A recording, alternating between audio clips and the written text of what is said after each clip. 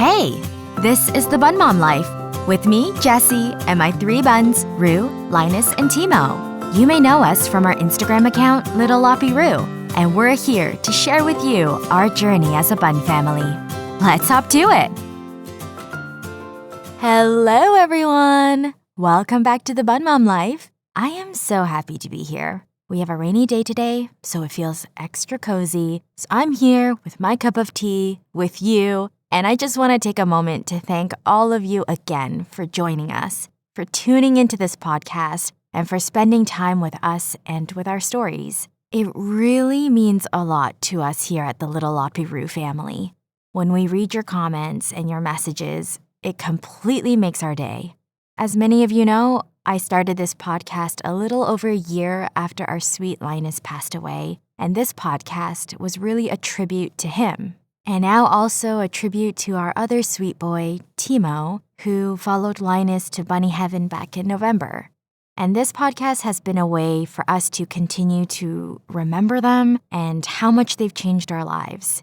It's really been a journey of love and healing and rebuilding with even more love, more courage, and more strength than before. So thank you all so much for being here. Last week, we received a heartbreaking yet beautiful message from an incredible bun dad who is also a listener of this podcast. We were so moved that despite being in the midst of immense grief from him losing one of his sweet, sweet buns, he still had the kindness of heart to send us a message to thank us for our episodes about grief and how it helped him navigate his own. When I read this and also other similar messages from listeners when those episodes were first released, I always was moved to tears because I completely understand the devastation and the earth-shattering grief and how dark and lonely those days are. And if our stories can help others feel a little less alone, a little bit comforted, if what we share can help others feel held and embraced in their grief, then our podcast has already fulfilled its greatest purpose. Rue, Linus, and Timo have each brought so much love, joy, comfort, and tenderness into our lives, and this podcast is a way to extend those gifts to the world. So if our stories can reach your hearts, then we're proud to say that Rue, Linus, and Timo's positive impact has not just been in our lives, but in yours too. Thank you for sitting in our little Bunmom Life Cafe and giving us a part of your day. We know how precious your time is, and we do not take this lightly. We're very, very grateful. This month is a wild one for us here. For one, we're moving very soon. Like, in a couple of weeks soon. We're both thrilled and also nervous. There are so many changes that'll come with the move, so we're just trying to embrace all of it.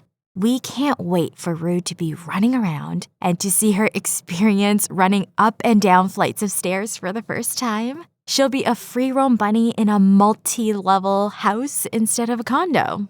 We're a little worried we're gonna lose her, but we're very excited for her and for her new adventures in this new place. We can't wait for her to have so much more space. We'll be sure to keep all of you updated as best as we can. Another big thing this month is that it'll be Rue's 4th birthday on April 20th. Our baby girl is turning 4. How crazy is that? So much has happened since we brought her home the first day, and yet it also still feels like it was just yesterday when she came home to us. I was looking up the human year equivalent of 4 bunny years, and this is what I read from the Bunny Ladies website. Because of a rabbit's rapid growth in the first year, they are considered about 12 human years when the rabbit is 4 months old. By the time the rabbit is 1 year old, they are roughly equivalent to 20 human years, after which every rabbit year is equivalent to approximately 6 human years. This is based on the rabbit life expectancy of 10 to 12 years for pet rabbits. So, Rue at 4 years old is equivalent to about 38 human years of age. Queen Rue is definitely not a baby anymore. But you know she'll always, always be our little baby girl. Sadly, this will be Rue's first birthday without either of her besties. She had Linus to celebrate her first and second birthdays, and then Timo for her third. but this year she'll be celebrating with her besties here in spirit. We are still going to include Linus and Timo in Rue's little birthday celebrations, of course, and I'm sure they will be binkying around in delight and sending Rue lots of boops and kisses from bunny heaven that day. We know they wouldn't miss it.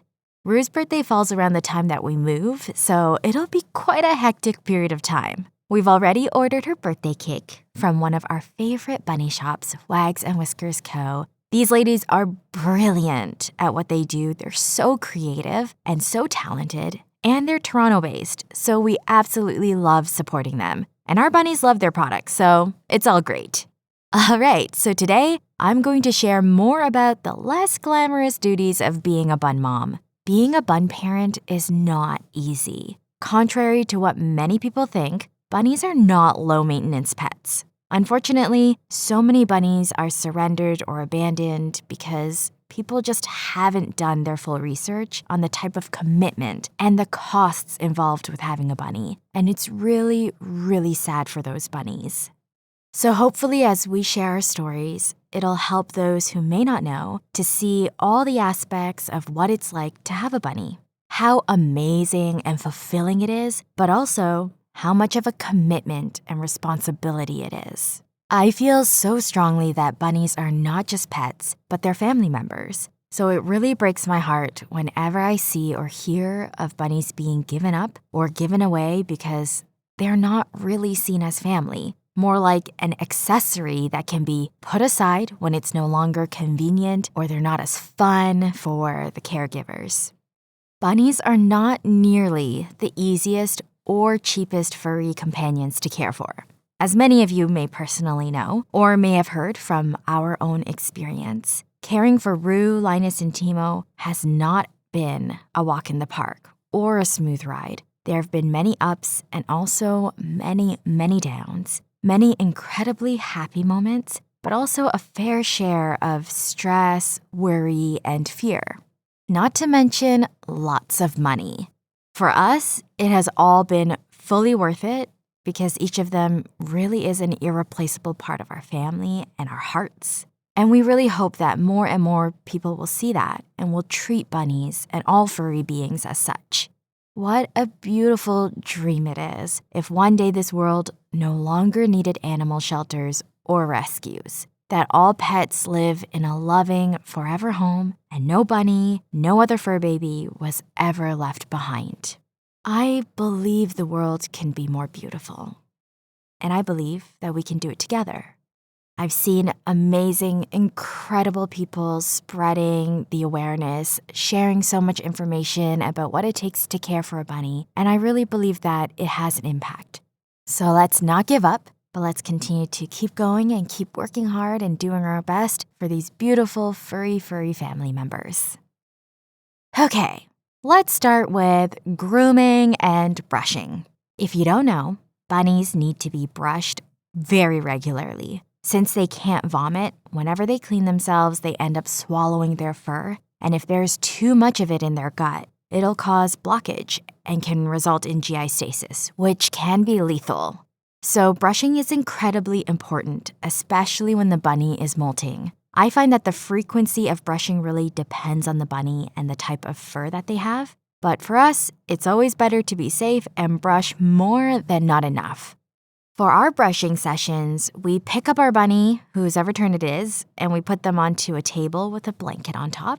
That prevents their paws from slipping and sliding. And when they're on the table and blanket, they just don't run away. They get pretty curious and they like to sniff around and they're more cautious, but they'll stay put on the blanketed area. And while they're being brushed, they're pretty still and pretty settled. Each of our bunnies' fur was different, so it made brushing each of them different. We like to use the famous hair buster comb from Small Pet Select to brush them, since it's able to catch so much of the fur in it. Rue's fur is the easiest to brush, and I can't say she loves being brushed, but she has certainly learned to enjoy parts of it. She's always been very calm and very settled during these brushing sessions. She usually just loafs on the blanket. Nowadays, she's even been purring while she's being brushed. I also like to make sure to integrate lots of head massages and cheek scratches during the brushing, so that helps out a lot.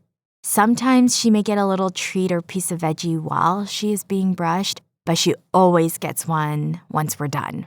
While she's on the table, she sometimes will deny the treat, and she wants to wait until she's back on the ground before she gets it. And every time we put her down, she makes a disgruntled noise of disapproval, and then she'll run after us, demanding her treat ASAP.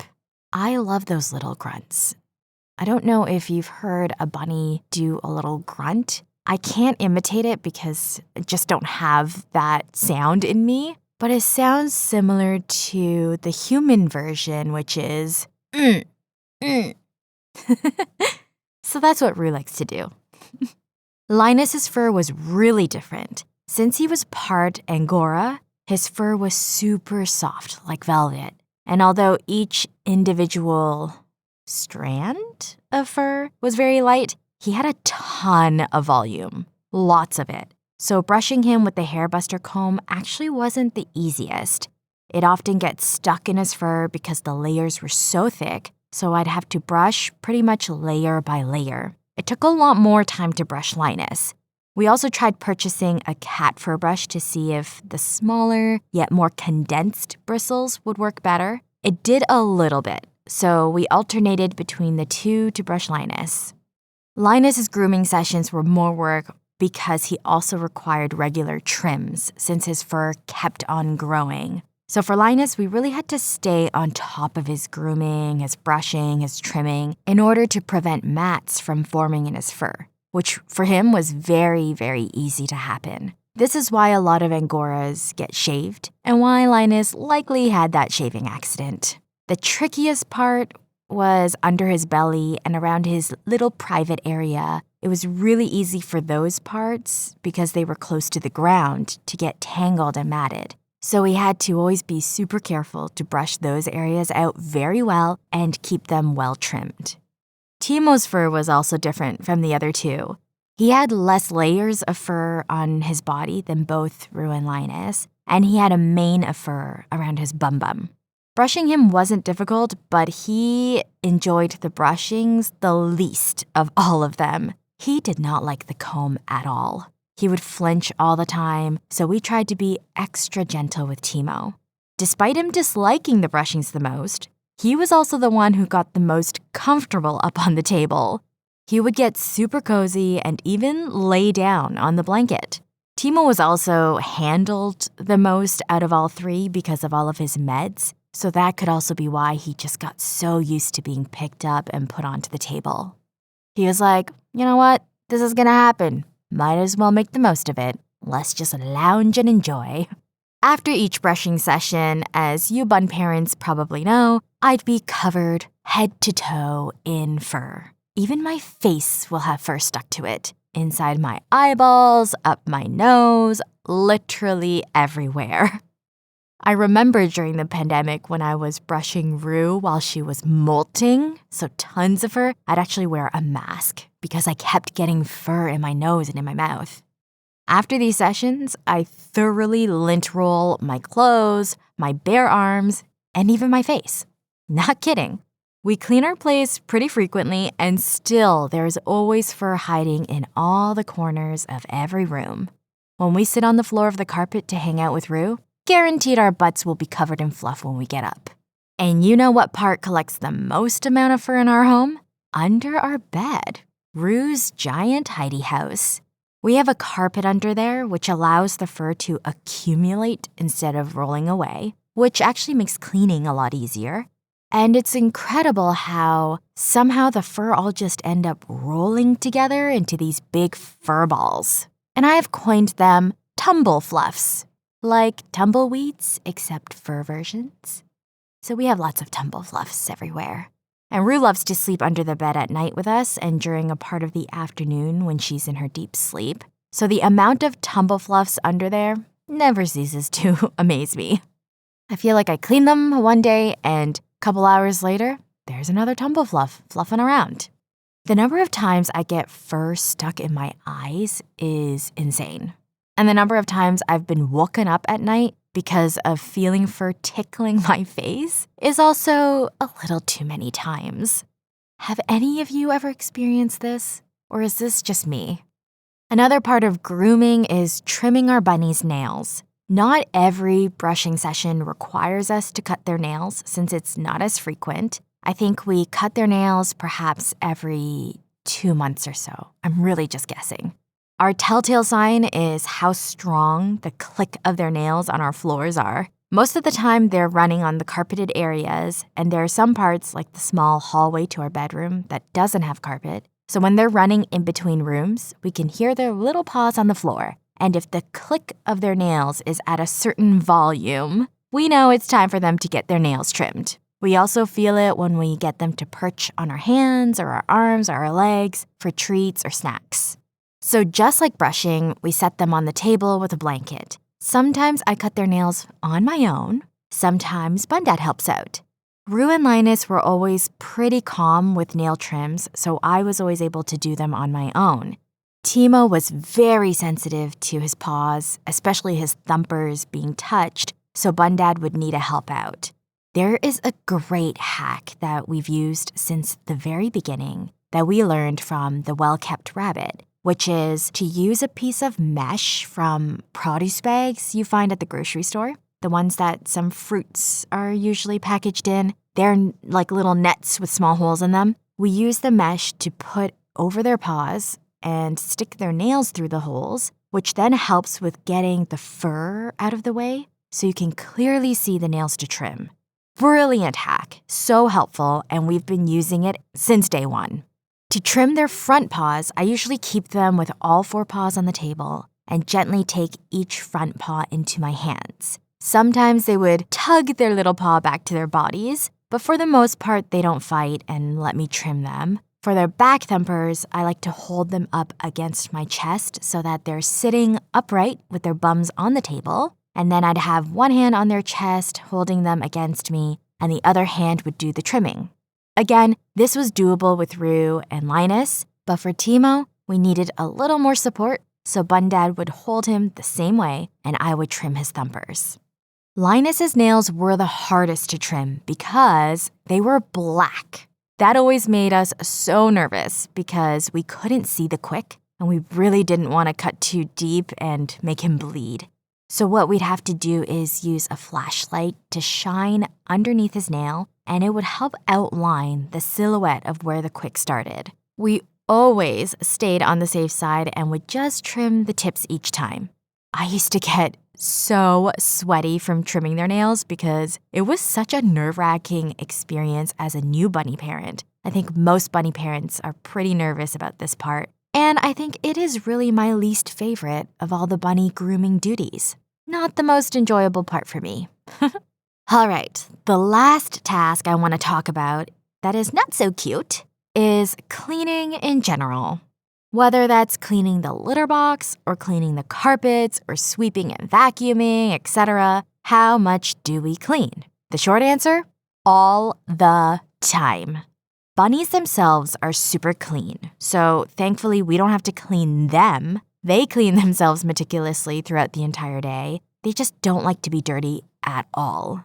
So all the cleaning is more so from the hay that they eat, from the toys that they play with, from the fur that they shed, the veggies and the snacks that they get. This is where the focus of all of our cleaning really is.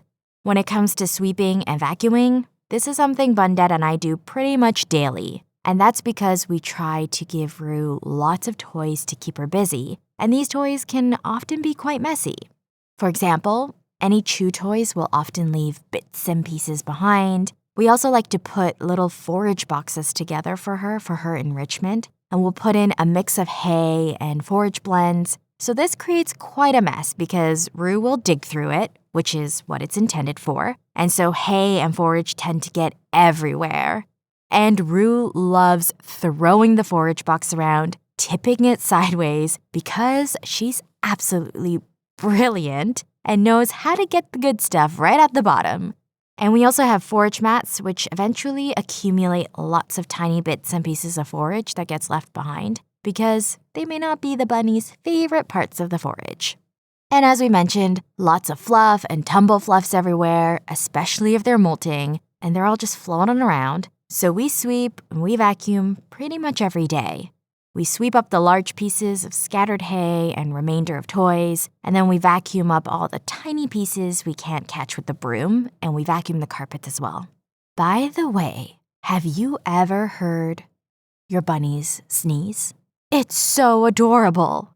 All 3 of our bunnies have had this happen, where they're so intensively foraging, and since their little noses get right into the bottom of the hay or the mat, they also breathe in the tiny little pieces of forage or the tiny pieces of hay dust, and they start sneezing.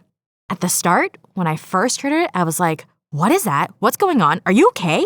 Later, I realized that they're just sneezing, and the sounds are so cute. Rue does it a lot. I think she gets so excited about the forage and she's so ambitious and so determined that she's trying to gobble them all up as quick as she can. And she just keeps getting them up her little snoot. So every once in a while, we'll just see and hear her sneezing about 5 times in a row and then jumping right back into her foraging. One day I gotta try to capture it on camera. I'm never quick enough.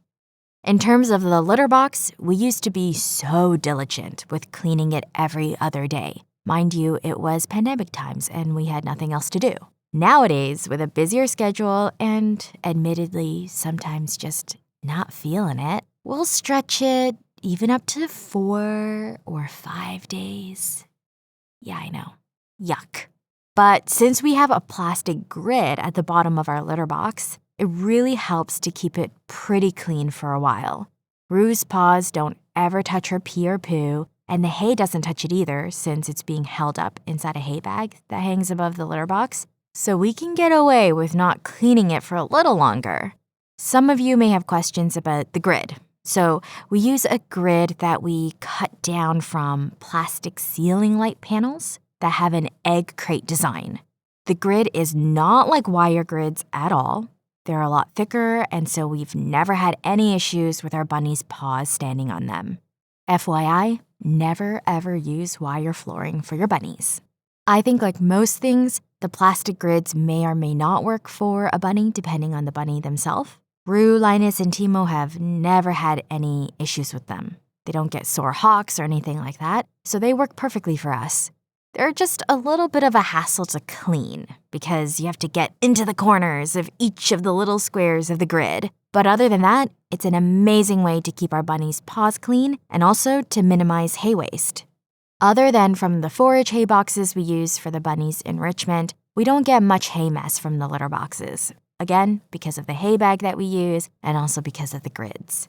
Whenever we clean the litter box, the bunnies always get so curious as though they're seeing it for the first time, and they love coming over. As I'm sure many of you have experienced, there could be hay inside their box that they haven't touched for so long and are not interested in, but as soon as you go to throw it away for a hay refresh, that hay is suddenly the most delicious and interesting hay. Many times our litter box cleaning is interrupted when we've moved the litter box out, put it down to grab a garbage bag, and the bunnies jump right into that litter box, either to munch on hay pieces that have fallen in, or they decided suddenly to use the bathroom right at that time, or they just want to sit in it because it's moved into a different spot, or just to say, "This is my litter box, what are you doing?" Rue also really loves the garbage bags. We use these green compostable bags, and every time one is set out, she will immediately run over and sit in the middle of it, like a cat. She just loves them. Oh, Bun Buns, they're just so adorable. So much work, but so adorable. And also, so expensive. Next episode, we'll be sharing about how much we spend on our bunnies. That also includes how much we've spent on our exotic vet bills, which is probably much, much more than what you're thinking. Stay tuned for that. And that brings us to the end of today's episode.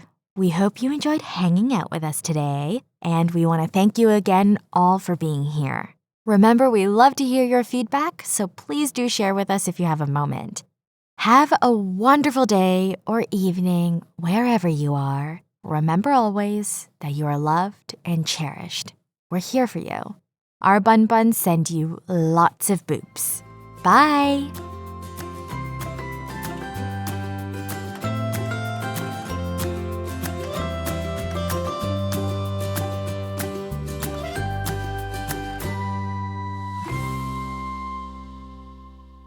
Hey, we're back.